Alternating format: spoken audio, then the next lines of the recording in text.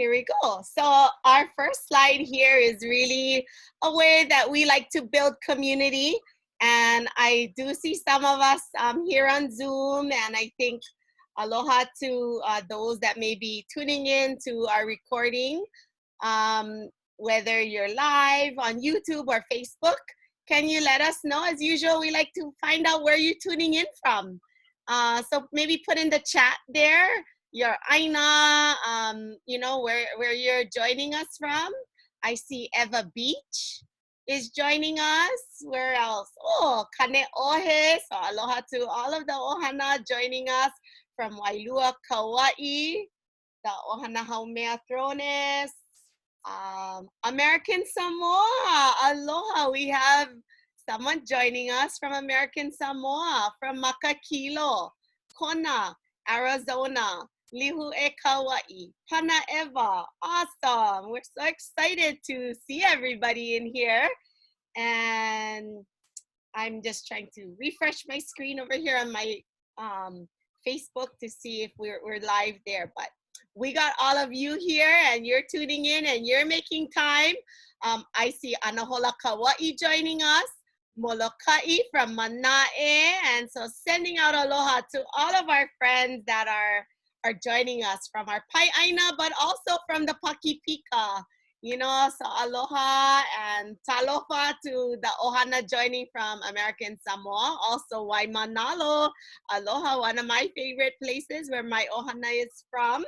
So yeah, let's holomua, let's see. I have another slide here. And I wanted to know, put a 1 in the chat if you're new to using natural dyes for Easter eggs. Put a 1 in the chat. Okay, we got a lot of new people here that have never used natural dyes for Easter eggs. Yep, a lot of 1s. That's, yeah. So obviously that's why we're all here, whether we're friends with our presenters or we're just wanting to learn, or, you know, maybe some of you have been getting some emails or you've just been following Lei Ānuenue. We had an exciting and a great presentation this morning about math. So aloha to everyone that's joining us on Zoom and very soon on our live Facebook partner pages as well. So good. I love seeing that there's a lot of new people here. Awesome. And so this is where we're all preparing for this weekend. I know many of us, you know, like to spend some ohana time and do some dyeing with eggs. So I'm gonna next holomua to this next slide, where we like to do some introductions. And you know, we're so lucky because our guests are joining us in their space, and then we're also lucky that one of our Kanaio Kana team is there helping to do some filming. So aloha, and just a brief introduction. I'm Malia Nobriga Oliveira, and I've been very blessed, you know, that Hawaii Nui Akea has agreed to be a partner and to kind of guide us through what we've been doing here and loving it. So I'm gonna take off. I'm gonna stop sharing now, and then I'm gonna unmute our friends so that they can introduce themselves and say aloha to all of you. Hui, aloha e naho, aloha. Aloha. Aloha. Aloha, Malia. Aloha. So maybe Kaʻiu, can you do a brief introduction of yourself and maybe the papahana that you are with? Sure. Aloha, I'm Kaʻiulani. I'm with the Roots program at Kapua Kalihi Valley. And I actually started doing the natural dyes with Kim last year as part of our Ebola program. So I want to give a shout out to all of our Ebola families. We actually had scheduled to do natural egg dyeing as a educational activity on Friday, but with the current state of things and not being able to meet, this is perfect timing for us. And so we're happy to be on air to be doing a virtual egg dye. Mahalo and aloha. And then Kim? Aloha, Malia. Aloha, aloha mai kako. I'm Kim Ku'ule Bernie, and I'm with Papo'ololokahi, which is a Native Hawaiian health organization. And I've been doing natural dyes for Easter eggs since 2013. Had a chance to look through my photos recently and realized that that very first year I had a lot to learn. So I've just been experimenting year after year after year, and I'm delighted that more people are using more natural dyes. It's going to be fun. Yeah, mahalo nui. So we're really excited to get started, and I know you guys have prepped so much, and we have so many friends that are joining us.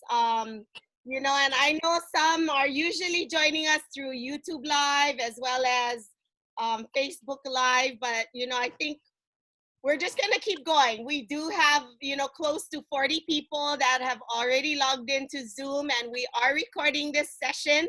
So, you know, those that aren't able to watch us live, they will be able to watch our recorded session. So, okay, let me see. I think I had a few slides, and I don't know, we can play it by ear on this beginning part. You know, and then like you guys said, I really wanted to mahalo the programs that you guys come with, whether it be Roots Program and Kokua Kalihi Valley, as well as Papa Olo Lokahi for supporting all of us to bring this kind of program into your home. So aloha no. Oh, and I did prepare this slide where we do have a resource sheet that was made available by our presenters, and you can find that at kanayokana.net/natural dyes. And they did prepare that, and this will kind of be a good reference sheet for all of the ohana, you know, if you want to take a look at it later. Do you guys want to say something about that PDF sheet that you shared? Well, it's just a simple checklist so folks know what kind of supplies you need. Of course, what we haven't listed there are all the different possible plant materials that you can use for the dyes, and we'll be talking a little bit about that. But it's simple, just be prepared to get a little bit dirty, lots of pots and pans. If you don't already have mason jars, you'll need some mason jars. And basically, it's a really simple process and things that you possibly already have at home. So we have on the table a bunch of things, and we have the butterfly pea and the ma'ohauhele that grows in our garden up at Kokua Kalihi Valley.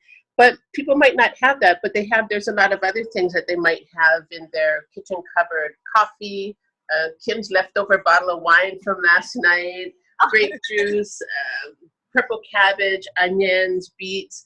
One of the things that we also dyed with, you're going to see, is Ānuenue, but maybe you don't have fresh Ānuenue, but in your cupboard you have a tea bag. It could be green tea, it could be Ānuenue tea. I've read people like the red zinger gin tea that gives a nice red color. This is a natto, or from the achiote plant, but the seeds. And usually when a dye is made, then they call it a natto, and it's going to give a yellow-orange color. That's from the carotenoids that are in that and things like Ānuenue. And so what you want to do is you just want to make sure that it's edible. So if it's edible, you can dye your dyes in it. And every year we maybe find something new that we hadn't tried before, and we experiment with it. And so there's this wide variety of colors. I had done some kappa dyeing classes, and we actually used ferns for a kind of green-brown color. We've used the roots of the ulu tree. But you want to just use things that you know that are edible, and then experiment with the colors. And you guys might come up with some new colors to share with us. Kim has a color that she hasn't been able to get yet. You want to talk about the green? Yeah, I haven't really mastered the green yet. But no, you talked about taking a kappa class, and that's actually where I got my first inspiration. I was working with not working, but looking at how the different kappa makers used their colors. And I took a class with Kaʻiulani de Silva, and we used the ma'ohauhele and we used Oleta, and we were able to get a good green on fabric, but I haven't really been able to replicate that on the eggs yet. So I'm still working on getting a natural green. Of course, there's a little bit more success when we mix the blue with the yellow, mix those primary colors. But because the kappa makers have been doing this for so long, even Delaney's got a color wheel up on her website, which is a great resource if you have access to the different plants that are used in kappa making. That's great. You know, some of them were asking to show the list again. And so I did put that slide back up, and you can go to kanaiokana.net/natural dyes, and you'll be able to download this very photo that I have here, or you can do a screenshot. Yeah, really exciting. And, you know, I was wondering, how about, so I know you mentioned using things that are edible. So I like that it's a call to action to all of our ohana to really look at what's in your icebox or your refrigerator, what you can use maybe in your pantry. And then, you know, a lot of us are gardening nowadays. So what's in your garden? And I wonder what kind of colors that can bring forward. So I think that's a great ha'awina for many of our ohana to experiment. Um, Yeah, and if they could somehow share and maybe put the different colors that they got and everyone could see. You know, last year when I did ma'ohauhele, we took it out a little bit earlier and it was kind of a green-brown color. And this time I left it in for 2 days because I had done some of this a couple days ago. And it's a beautiful gray and there's a beautiful black, which I have never actually gotten before. And so you'll be seeing those colors later. So like we said, every year there's just a difference in how long you leave it in. You could do something as short as 30 minutes. Sometimes people boil it with the color, and sometimes people boil the color, let it cool down, and then put it in. And we've been using vinegar or Hawaiian salt to set the colors.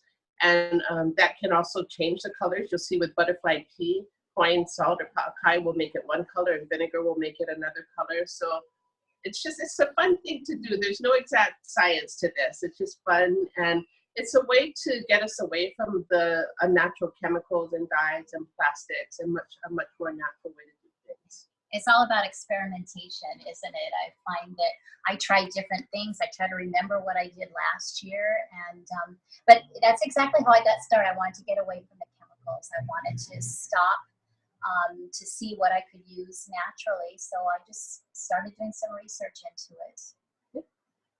Mike, maybe you can make a few more comments. I think I did hear you guys mention about, you know, I mean, so many of us are used to going to any one of our stores that sell these little dye tablets or maybe food coloring and things like that. I mean, because that's how many of us have grown up, you know, to go and get that and buy this little egg dyeing kit. So maybe can you share a little bit about why maybe we should turn to natural dyes? Well, one of the things that we really want to get away from is food dyes within our food system. And the most used dyes right now are your FD40 or your reds, your Allure reds or your yellows. And they're about 90% of the dyes in our system right now. And they're basically not healthy for our body. They're in everything from M&Ms to Reese's to eyeshadows and things like that. And what happened was United States started making these dyes so that the foods would have vibrant colors. And so you'd say to yourself, well, what's wrong with just the natural colors of foods? Well, it's the same thing with dye. And as we're dyeing the egg, you're going to see that our colors are much more matte and much more natural. And we've become accustomed to these bright, vibrant colors that aren't natural in our world. And so that's the same thing with food, is they wanted these bright yellows, they wanted these reds, they wanted these blues. And so they started to make these chemical dyes. And I don't know if you know, but the yellows and reds are made from petroleum. That's what our food dyes are made from, petroleum byproduct. And so they're not healthy for our bodies.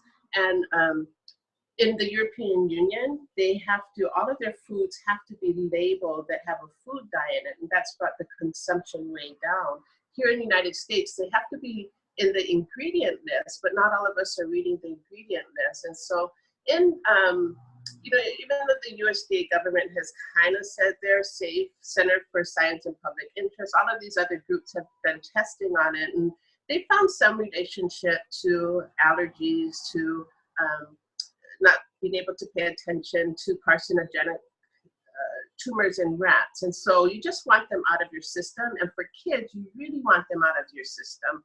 And so if you have a purple gummy bear or a red, drink, this is going to have food dyes in it. So we want to take these out of our system. When it comes to dyeing eggs, if you're dyeing an egg and the egg is cracked and that dye gets inside and then you eat the egg, you're eating the dye inside of that. And so this is our way of getting back to much more natural things in our food and not relying on man-made chemicals that aren't healthy for us. And so we can start doing that with things with our kids. And so dyeing of egg. The other thing is when you open that carton, there's like little plastic wraparound things or little plastic things to set them on. But so it's a lot of plastic that goes into the earth. And this way, anything that you use can be composted or turned back into the earth. And it's a cycle that is much healthier for our planet. Mahalo. You know, we do have a few questions that are popping up, and you may cover this later, but let's just let's take one or two of these questions, and then we can holomua, and I want to show them, you know, all that you guys have been preparing. And so Anela is asking, do the eggs take on any of the flavors of the materials used for dyeing? They do, especially if they're cracked. You know, if your egg cracks and you dyed it in yellow onions, and it's going to taste like onion, or chili pepper, chili powder water, or if you're lucky, red wine. But yeah, particularly if they're cracked. Okay. And then Ānuenue is saying, I have had students that were allergic to red dye 40, and they would have nightmares and not control their bladder. After her mom removed things with these dyes, it immediately stopped. So, yeah. So red dye for red and yellow are, like I said, 90% of the stuff. And so you want to look, and sometimes it won't say red dye 40, it will say Allure Red, but they're required to put it on there. Now, other companies have started to use beet powder and other more natural flavorings. And so if something's red and you don't see the 40, but you see beet powder, then you know that they're trying to go a more natural route. But if they have a food dye in it, it should say it on the ingredient label. And definitely red, yellow, and blues are the things you should watch out for. But those are mostly what's in our food system right now. Okay, and then I see actually one more question that came up in our Q&A. It says, can you use candy, I guess, as a dye? No. No. Sorry. No, so the whole object is to make this a little bit healthier. And so, and if your candy has a color to it, you've got to imagine that it's coming from a dye. And so if you have a really red candy, or you have a really yellow candy, or you have a really blue candy, or purple, which is red and blue together, those are all coming from chemical dyes. So just to take this the healthier way, don't use them. Okay, mahalo. And so let's move over to the stove area, or where we're gonna go next. We're so excited. And you know, all of you that are joining us here, you know, you're live with us, and look, they got all kinds of things that they prepped. They've been actually prepping for days here so that they can kind of show us some of the different stages, and that you all, so you get the insight into their kitchen. So I see Kim working on something here. So I'm chopping some red cabbage here, and you guys are going to be really thrilled at how the red cabbage looks. So we actually started a bunch of pots. Actually, some of these have been going since yesterday, but basically it's just water and whatever your plant is. So right here I'm putting red cabbage in here, and then I'm going to put a couple of eggs on top. So, you know, if the water's hot already, especially cabbage, it's easy. You can actually push it in and it's not going to crack. You don't have that luxury with some of the other vegetables. But I have to move this around because I have plenty of cabbage and probably I need more water. Okay. Well, let me show you some of the others too. So we've got right here, I have red beets, and I probably want to put in a little bit more red beet in there. And they're all washed already, actually. We've washed these already. Be sure to wash them, because if you have dirt on your vegetables, it's going to impact your colors. They're not going to come out as vibrant because you're going to have the brown dirt in there as well. So in addition to keeping it clean, you also want the colors to be as vivid as possible. So red beets, go right in there. Again, we'll put in a few eggs. I'm just going to put a couple in because we've got some going already. So since you just showed the egg, I was going to ask because I see a question coming in. So Okay. can you boil the eggs at the same time you're dyeing them? I'm doing that, as a matter of fact. These eggs, I've got a half a tray of eggs here. These are raw. You can do it either way. You know, when we did it at KKV, they have this awesome, what's it called? Anyway, yeah, I forget what it's called, but you just put the tray of eggs in, and in a few minutes they came out already boiled, and that's something I'd love to have at home. But you can either boil them in advance and put them in here, but you might as well wait and put them in because the water's boiling anyway. Just make sure that they're in for, 10 minutes or so. So all of these eggs are uncooked. And then the other one I'm going to show you is, I didn't clean this off. So we're not looking at the whole onion, we're looking at the onion skins, okay? Honestly, what you can do is take this onion, put it in a Ziploc bag, put it back in your refrigerator. Right here, we're just looking at the onion skins. And I'm gonna put that right in here. I probably need a little bit more water in that one. And I'm going to put a couple of eggs in here because we're gonna show you how they look when they come out. So again, for the onion, it's just the onion skins, and I've not tried this with red onions, but that might be something that we try again in the future. And then just let those boil for a few minutes. Yes. So the ones that I did were actually the other process. I boiled and I got my dyes done, and then I hard boiled my eggs, and then I put them in the jars overnight.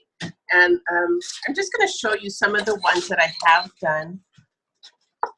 This is Ānuenue, and it's actually a browner color than I thought it was going to be. And I think that I could have concentrated the Ānuenue a little bit more. So on the next batch, I may do that. This is the Anato. My egg crap, but this is the little bit more of an orange color, but these are, like I said, from the carotenoids in the plant, and that's what's making those a certain color. This is my coffee, and so that's a nice brown.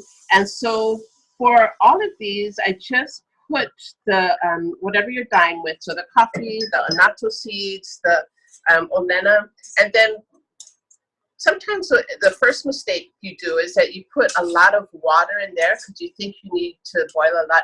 But you just want to look at what you're going to put the dye in. And so you want to be able to fill up the jar. And so the less water you use, the more concentrated it's going to be. So you just want to take enough water to fill up whatever jar. So if you wanted to do more eggs, you might want a better jar. I've also left the eggs for many, many days, like over a week, and the colors come really, really dark. I want to show you this because this is what happens when, this is the butterfly pea.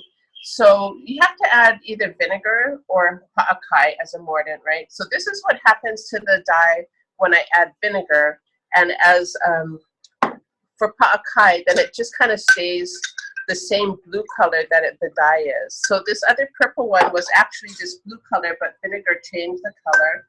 And so, but the egg still comes out a little bit blue.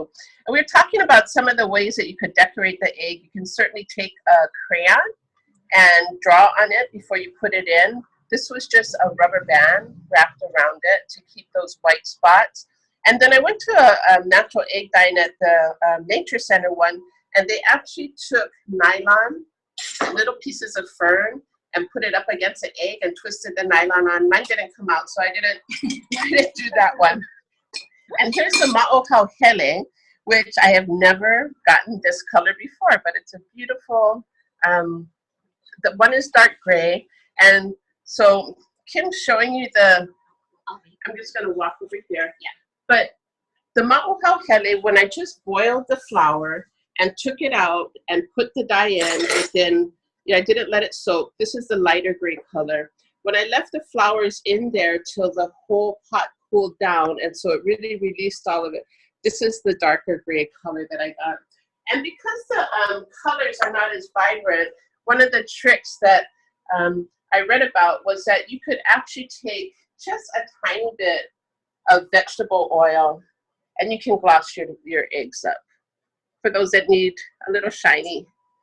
That's a great trick. You know, we have a whole bunch of questions coming in. If you guys don't mind me throwing some of them in. Can I just I want to back up a little bit and see how we put them in the jars, maybe? Yeah, no. So some of the, you saw us put the ones in the pots already, so they're cooking. But just a few minutes ago, we turned off the fire to these in a small pot of Ānuenue. So you let it cool a little bit. You don't want to do it when they're boiling right away. But I usually take the long tongs because sometimes I have a tall pot, like one of those. So I take this, put it in the bottom of the jar. You can use a spoon, but you take the chance that they're going to crack, right, when you put them in. So if you do it this way, and then take some sort of ladle or measuring, what I usually take is a measuring cup and pour it in here. Of course, I don't have the measuring cup here, do I? Pour it in here and you fill them up. And then these are some of the ones, just like you saw Kaʻiu, this is what they turn out to look like. So this is what they look in the jar, and I always mark them because I forget. So this is what they look like in the jar, and this is the onion skin. So usually besides marking them, I also note whether the mordant I used is vinegar or the paʻakai, okay? Because sometimes I like to compare, the way Kaʻiu was describing about the butterfly pea, some with vinegar, some with paʻakai. You want to kind of see how they look out. So I usually look like after, so I usually mark them. So this is the onion skin. This is chili powder. I was trying to think, what else might people always have in their cabinet? And I used chili powder, boiled it. And by the way, I used vinegar as I boiled it too. This is what the red cabbage looks like when it's in the jar. So I made these yesterday, and I put them. I after they cooled down, I put the lids on them and I put them in the refrigerator overnight. And I suppose you don't have to put the lid on, but number one, people going in and out might spill them. And if you do have, like, say, onion or some other thing that's kind of pungent, you want to make sure you don't fill up your refrigerator with that aroma. This is red wine, and Kaʻiu's right. I had half a bottle of a red wine here, and I thought I'd check that out because, people have red wine around the house. And these are the beets, and you saw us chop up the beets later. So the beets come out to be a really gorgeous bright pink there. So that's the next stage. So questions? Well, I wanted to show, now that they're sitting on a tray, that maybe we can show like just the subtle differences in color. Yep. You have Ānuenue, coffee, and anato, so different shades. These are the two different ma'ohau hele. And then we have chili powder, we have beets, the wine. Sometimes there's a film on it, and so it'll come off. And you have to soak it longer. And this is the onion skin. So this is a yellow onion skin, which you wouldn't really expect all the time. And then we have the cabbage and the two different butterfly peas. This needed to stay in longer, but that's a butterfly pea. And this was a coffee. This was Ānuenue and a natto. Is this the beet one? The beet one was actually this one right here. Oh. I'm going to open up this beet and see what it looks like, because here's the beet that's kind of pinkish. Yeah, maybe after it dries a little bit. So that's what comes out of the jar of beet, and that was in overnight. And you want to choose eggs that aren't waxed, because sometimes they'll leave a film on it, and the color will stick to that, and then it will wipe off when you're doing it.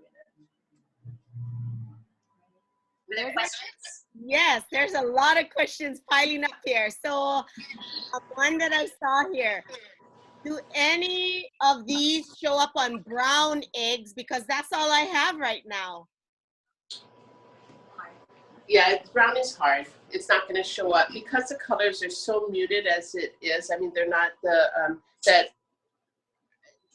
it's like brown as a background. It's like if you drew anything on brown, how would that show up? That's the same kind of thing. We've always used white eggs. I've never tried brown eggs, so they can try, but I'm pretty sure you want to have white eggs as a start. I agree. Okay, great. Another one is, have you tried banana peels? And is that something we can use? No, we haven't tried it, but you guys should try it and post something and let us know how it goes. Yeah, that's a great one.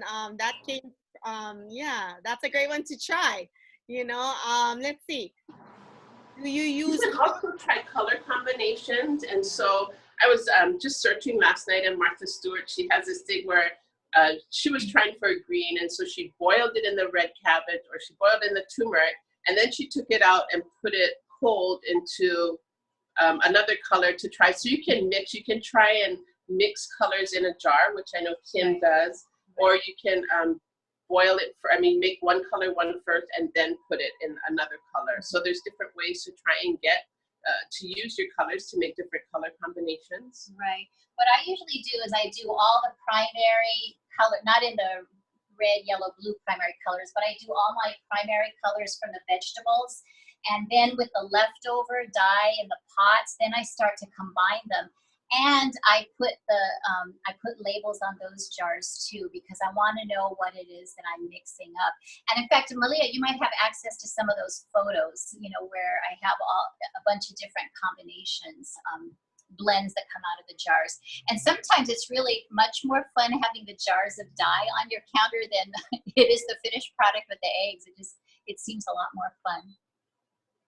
Yeah, so another question is, when Kaʻiu left the eggs in the dyes, did she leave them in the refrigerator? Yes, especially if you're going to eat the eggs. Okay, you want them in the refrigerator. So I will put them, I'll put them in the refrigerator overnight. And so, like I said, last year we had made some for Ebola, and I actually left them in the refrigerator for a week. And the colors were much more vibrant with that length of time. So definitely the length of time, the amount of substance that you put in, that's all going to be affecting the colors. That's great. I think, how much of the vinegar or pakai are you using? And is that, you put that right into the jar, or is that in that big thing when you're boiling it in the pot? I do both.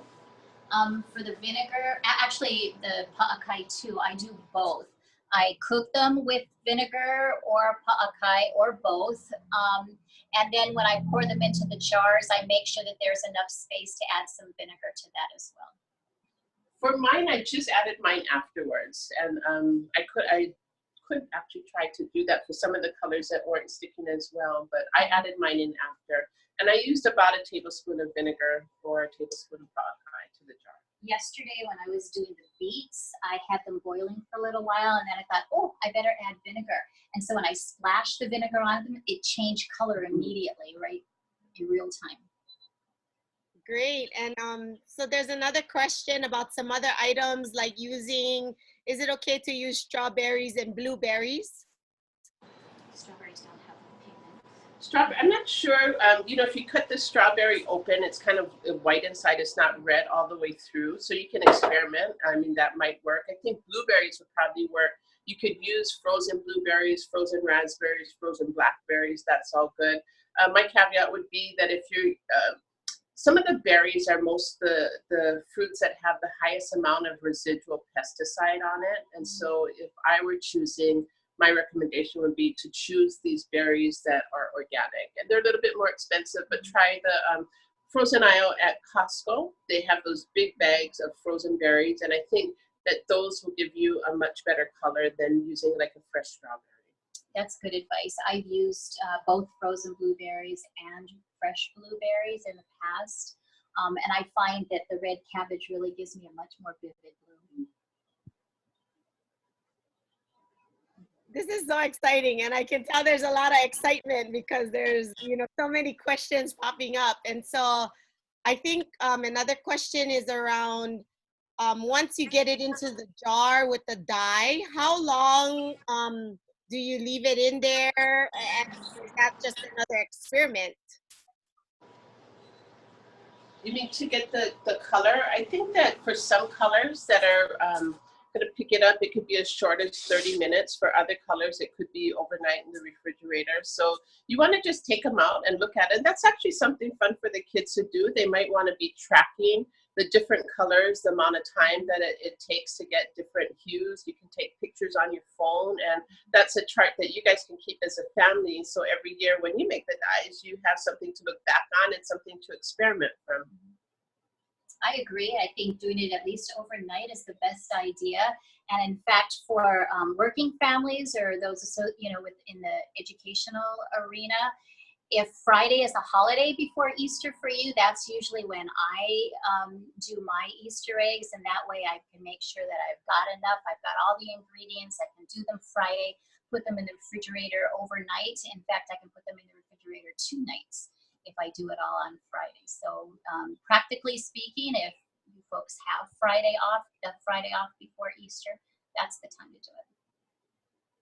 Those are really good tips. And, you know, people are sharing and wondering about all different kinds. So I see one of our regular participants. This is Ānuenue. She's a Haumana at Ānuenue, and she's asking, what about orange juice, or how about lemon peels?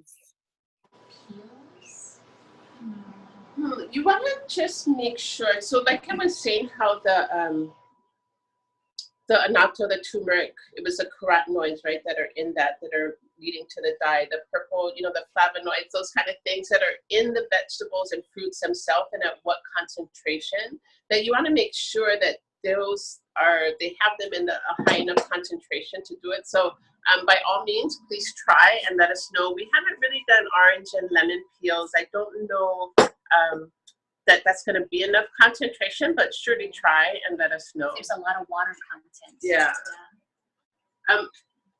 On the table back there, that, I don't know, Gonzo, you want to go with me? So the other thing to do is,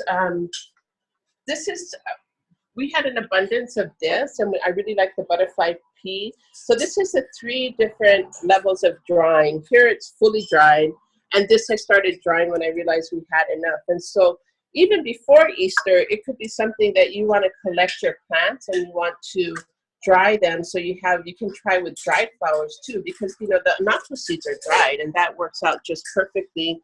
But you want to find out which things work really well, fresh and dried. Okay. Yeah, that's really great. You know, I love seeing those examples. So it's things really that a lot of our ohana can start doing from today. If you're going to go out, if you have things that you can gather in your yard, maybe you start looking at things in your refrigerator that you can use. Maybe tonight mom and dad will be cooking with onions, and you want to hold on to some of those leftovers. Right. You know, I've been on this big hunt to find the perfect green, right? And all the websites, even Martha Stewart says use spinach or use those with a high chlorophyll. So I've tried over the years, I've tried spinach, I've tried kale, I've tried parsley, and I'll show you that I tried this again. So this one right here is spinach. I boiled the heck out of it. I use lots of vinegar. I put it in the refrigerator overnight, and this is the best I've gotten so far. So again, I'm still searching for that elusive, vivid green. So this is this is both kale, not kale. This is both spinach and parsley, and this is the best I've gotten so far. So another year of natural dyes. I'm going to be searching for my green. Thank you for sharing that. You know, some people are recommending maybe watercress for the green, maybe another option. Right. And I then like green tea too, but I haven't tried green tea, so we'll see about that. yeah, Ānuenue says it looks white, and that's what I think. That's what Ānuenue, Anna Kim is trying to say here, that she's still experimenting, and it's still coming out white. So she's not sure. I mean, Martha Stewart says you can use, you know, spinach and all these things, but we're not seeing it come through yet. And another question, Kahanu is asking, how do you know what flowers you can use for dyeing eggs, since some of those flowers, we don't eat them? Experiment. Yeah, just experiment. I mean, I wouldn't, if you really don't know what the plant is or how it's ever been used, then I would stay away from that. I would try and use plants that are more familiar. In our gardens at Ānuenue and Kaʻiulani, they're all organic gardens. We don't use any chemicals or anything like that, so I feel really comfortable using the flowers that are growing inside there. The butterfly pea and the ma'ohauhele is used in, not the butterfly pea, but the ma'o was used in dyeing for kapa, which is why we tried that. And the butterfly pea, I don't even remember how we started with that one, but we were told that that would produce a nice blue color, and so we tried that. So you do have to be careful. You do have to know your plants. You also have to know where it's grown. You wouldn't want to pick anything that's growing on the side of the road, or that you didn't know who was growing it or what was in the ground over there, because essentially what's in the plant is going to get into your food. And so you want to use things you're familiar with and that you know are clean and fresh. Yeah, some are also saying maybe luau leaf. Have you guys tried luau leaf? No, I haven't tried luau leaf. I've tried spinach, I've tried kale, I've tried parsley. I've gone to the market and looked for all the greenest, you know, the most chlorophyll kind stuff I could find. I think one thing to do is if it's attached to, like luau, if it's attached to a vegetable, make sure that none of the vegetable is in with it, because that's gonna draw away from the actual green that you're seeking, that I'm seeking. Mm-hmm. Mm-hmm. So exciting. Some are also, Ānuenue mentioned popolo leaves is another option. There you go. Yeah, popolo might be great. We've only used it for la'au or in our salads, the greens in our salads. I've never actually tried to dye with it. I'm wondering how much it would take, or if you even needed to boil it. You know how the popolo berries have that bright purple color, and if you have enough to collect to just make a dye and put it in, I'm not sure. That'll be Ānuenue's thing to try and let us know. Thanks, Ānuenue. Yeah, we all have these things we're going to be playing with. Those are looking so beautiful. So that's the onion skin you're pulling out now? No, actually, this is the beet. Oh, the beet. Not the ones that I put in just now, but the ones that have been sitting in here for overnight. So not with the extra vinegar. So I didn't put them in a jar with extra vinegar or extra pa'akai for mordant. These are the ones that actually just sat in the dye overnight, and that's what they look like. Wow. So you never know what color you're going to get. I mean, exactly. Yeah, exactly. You're going to guess, and then like I thought that was onion skins, but really that was the beet. So fun. Yeah, I keep seeing other questions here. Let's see. Oh, Lelehune had also asked about the blues again. What were some of the plants you used for some of the blue colors? Lelehune from Manoa. So the blues that we got were from actually the red cabbage and the butterfly pea. Those are giving us the best blues for this batch. And then this is the red cabbage right here. That's a much more blue than, and this is the butterfly pea right here. These two are the butterfly peas. Oh, those are beautiful colors. Yeah, Lelehune said yes from Manoa.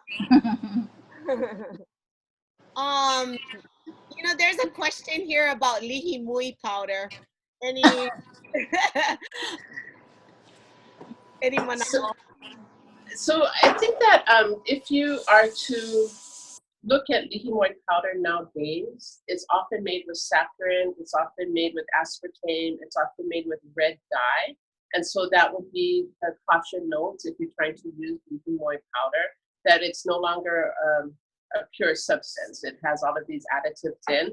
Even when we teach our kids at Ebola how to make a pumui, there's Lynn's on Ward is the only place that we can find that has lihimui seeds. It doesn't have a food dye or one of the fake sugars inside of it. And so you want to be careful. Again, you got to go back to reading the labels and make sure that what you're using for dye is a pure substance. So that's why the things like the coffee, the onion skins, the beets, the cabbage. I mean, you know, these are almost as close to the form as they're put on the earth. And so that's the way that you want to be looking for substances to use in the dyes.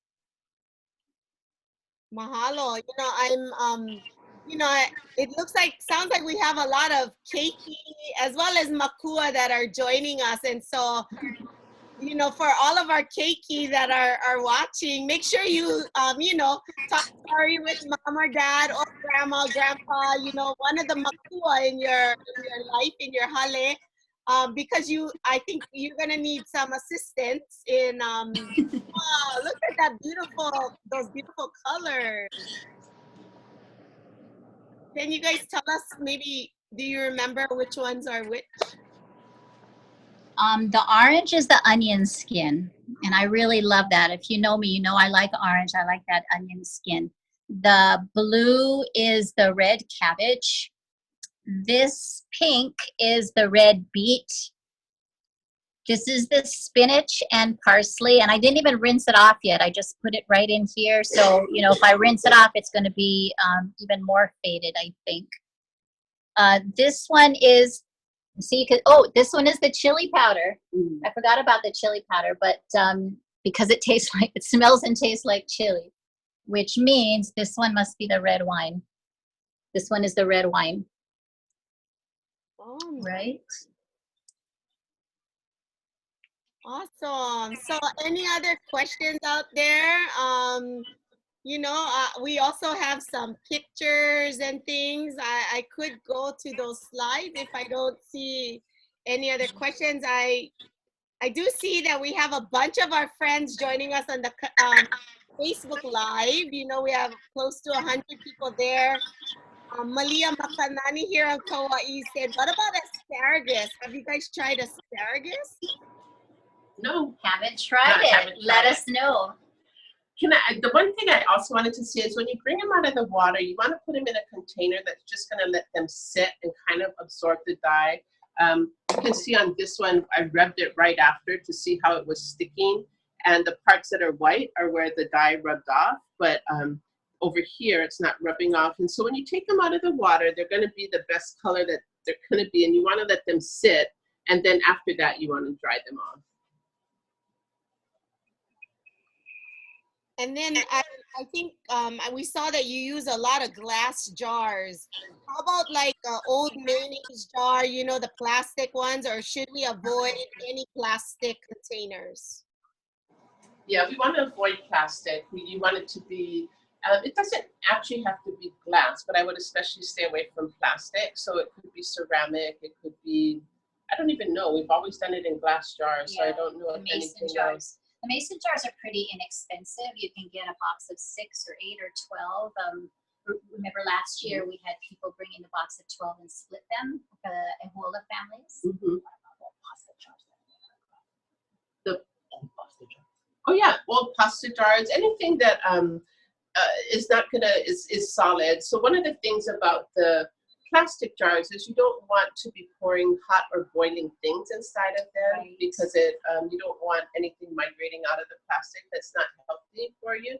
And so that's why we use the glass jars. And then the other thing with the glass jars is that if you're saving them in the refrigerator overnight, then you can tip them, you can look at them, you can see how things are going without having to pull the eggs right out of it. Oh, go ahead. And you can fit about 4 or 5 eggs in each one of these glass jars. You can fit about 4 or 5 eggs in here. So it depends how many you want. Usually I have 6 or 8 of the primary colors, and then I make sure that I have some extra jars on hand. So when I start mixing them, like say Ānuenue and butterfly pea, or onion, onion skin and blueberry. When I start mixing them, then I note them, of course, but that's where the extra jars always come in handy. And then you can see this is a lot of different pots and a lot of different things that you have. And so making a pot of dye, you might want to partner up with another family, and you guys are each making some, and then you're going to share with each other. You're going to mix together, and so that way you can experiment with a lot of different colors, but not have to do it all yourself. That's a great idea. Yeah, that's a great tip. You know, I was gonna ask, I remember seeing on your resource sheet, I think, that a recommendation was to wear clothes that you don't mind getting dirty or, you know, stained. Any thoughts about that?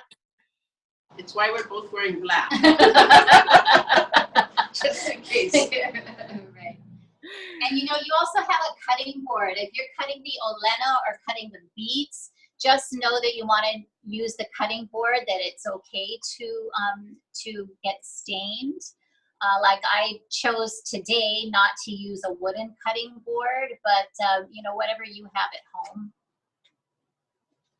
That's great. I'm trying to see if there's any other questions that we haven't really covered here in our Q&A section. Well, there's a question about using cherry. Have you guys used cherry? Not in season right now. It's not usually in season. Yeah, it's probably because it's not in season around the time of Easter, well, especially here on Oahu. So we're trying to, you know, unless it's frozen, we've been using mostly fresh things that are in season. You know, there are some neighborhoods that have the Suriname cherries, and gosh, those sure stain when you're not trying to. So I bet you can make I know you can make jelly out of them. I bet you can make a dye out of the Suriname cherries. Great. You know, so I'm putting back up on the screen here, so our audience members can all see where they can get your PDF resource sheet. And again, this is at kanaiokana.net/natural dyes. And, you know, I'm just going to read off some of this here. So, you know, ohana prep is to wear clothes that you're okay with it getting stained. Some of the supplies you know, for the keiki or for ohana out there preparing for this weekend, you know, you want to start looking for mason jars. You may need to get some eggs, and then of course plants for your dyes. And then our two guests shared about using white vinegar and or Hawaiian salt. So that I just thought of something, because many people have apple cider vinegar. What about using apple cider vinegar? Every resource that I have found has said use white vinegar over apple cider vinegar.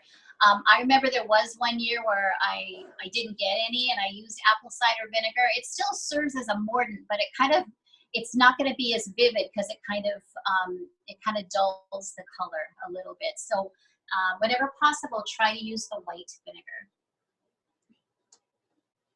Great. And then there was a question too about what do you do with the water and all the leftover plant material? I think you might have said this earlier, but maybe you can say it again. Compost. Yep, compost it. Just water your plants with the leftover, because it's all natural and fresh, so it's good for the plants. And if you have a compost, then you can compost the rest of it. Mahalo. And, you know, I think we're coming close, and we, you know, to the end of our time together. And I did put a few of the pictures on our slides. Maybe we can, I don't know if you guys can go over to if you can see the screen. I'm gonna show some of the pictures here. Can you tell us, I think you shared some of this, but maybe we'll just go through these photos. Sure. That was, again, from the gardens of our program. So butterfly pea, which is on the left, the Ānuenue or turmeric, which is in the middle, and the ma'ohauhele, which is on the right. Beautiful. Okay. Right, so these are some of the pots there. In the upper right, that looks like onion skin, and below it, I'm pretty sure that's Ānuenue. In the center bottom, that's the cabbage, and in the top, that looks like the beet. I'm not sure what I have going on in the left here. I don't think that picture's from this year, so the left might be coffee. I think I tried coffee last year. And I'm not sure what's at the top there. That's from a past year. Okay. That was our air holder program last year. So those were just the different colors that we had lined up while the kids were doing it. We had made big pots and everyone brought their jars and they could mix or they could just use the colors as is. And so that was just an array of colors that we had. And the first activity for them was they had to go through and smell it once and see if they could identify it, yeah. what the different plants were. So that was the first activity. And then we let them take the dyes, fill up their own mason jars and whatever combinations they chose, and put eggs in them. Mm-hmm. That's a great, thanks for sharing that, because, you know, I think a lot of times when it comes time to, you know, dye the eggs and then hide the eggs and do, you know, it's really this larger process that our ohana can all participate in.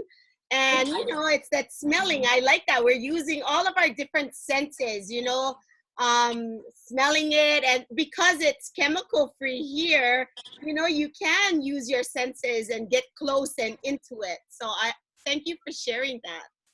One of the things that we experimented with last year was gochujang, the Korean seasoning, and somehow we couldn't get that to stick. You would think, because it's like a, you know, such a red color, we had a hard time with that one. Right, you can see one of my mo'opuna made those labels, so I always love to include them whenever possible. Let them remember what goes what. You know, include them during all throughout the different steps that they can. Of course, they can't hold heavy pots, boiling water, but if they can certainly make labels and get involved in the process. Yeah, there's roles for everyone, right? Right. Sometimes, yeah, that's for my own edification, so I can see the different combinations. Yeah, I love this picture because it, you know, it just shared the variety of colors, and it may look a little different from what we're normally seeing, but I think these are beautiful. Some are asking about the smell, like once you're done with this, does it smell yucky is the question. They smell delicious. Well, the onion smells like onion. The olena oh, that's a great one. The olena smells like olena, and the chili powder, if you use chili powder, smells like chili powder. I think that green comes out of a combination of the blue and yellow. Yeah. One thing I wanted to say too, you know, I think some of us take for granted that we all have access to olena, and if not olena, maybe olena powder or turmeric powder. You know, the substitute for that, if you don't have that, is curry powder. If you have curry powder in your cupboard, you can try that.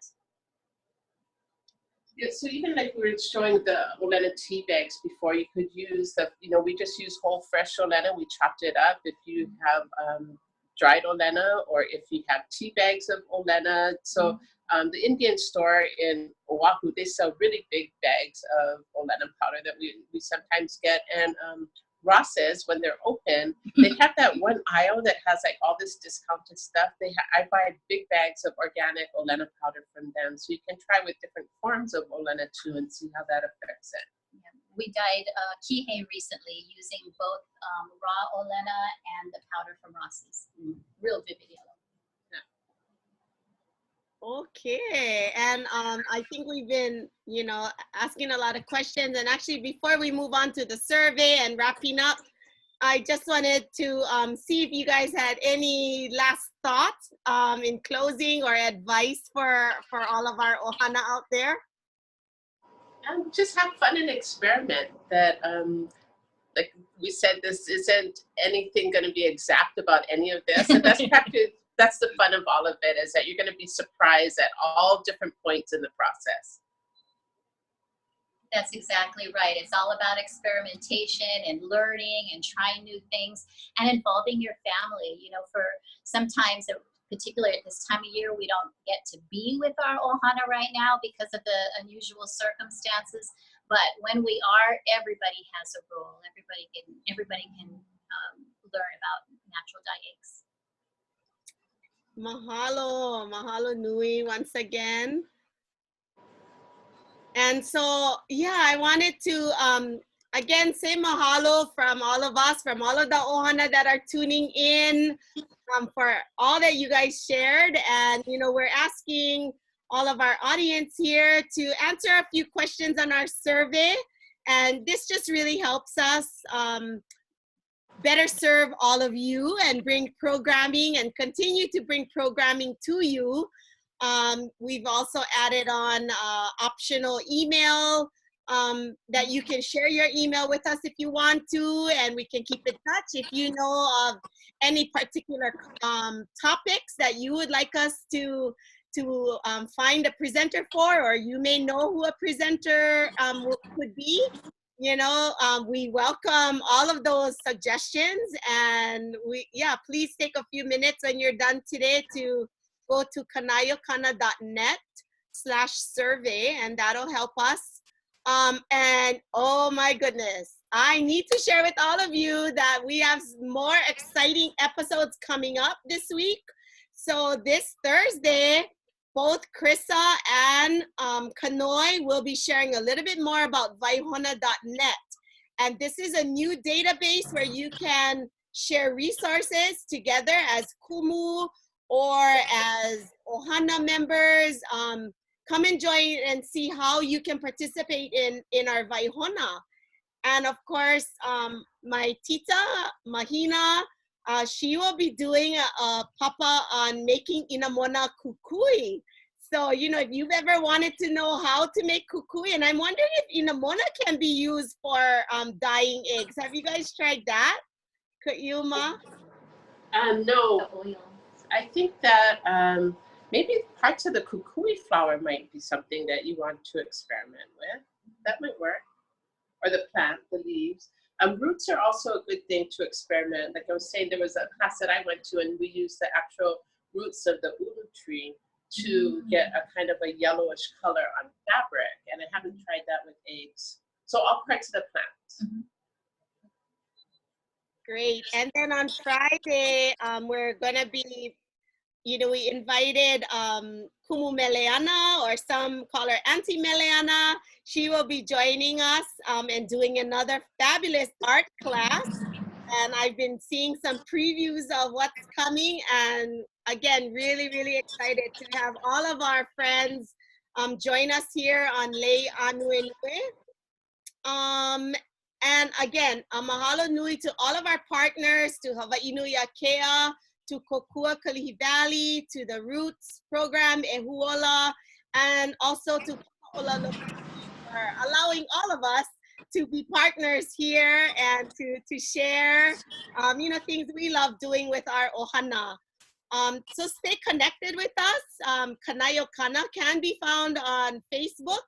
If you go and follow us there and make sure you turn on notifications, you will be able to get updates on programming, whether it be for Lei Ānuenue or anything about our Kula Hawaii. That'll be a good place to follow us. We're also on Instagram, so go look for Kanayo Kana on Instagram. And we also have our website, kanayokana.net. So again, on behalf of all of us, all of our partners, those that are live streaming, those that are, you know, just joining in with us. And again, mahalo to all of you, to our partners, and our ohana. You know, all of you have been key to this and have shown a lot of interest. So mahalo, mahalo, mahalo. Mahalo Malia, mahalo Kaʻiulani, Mahalo Ganzo. mahalo Ganzo.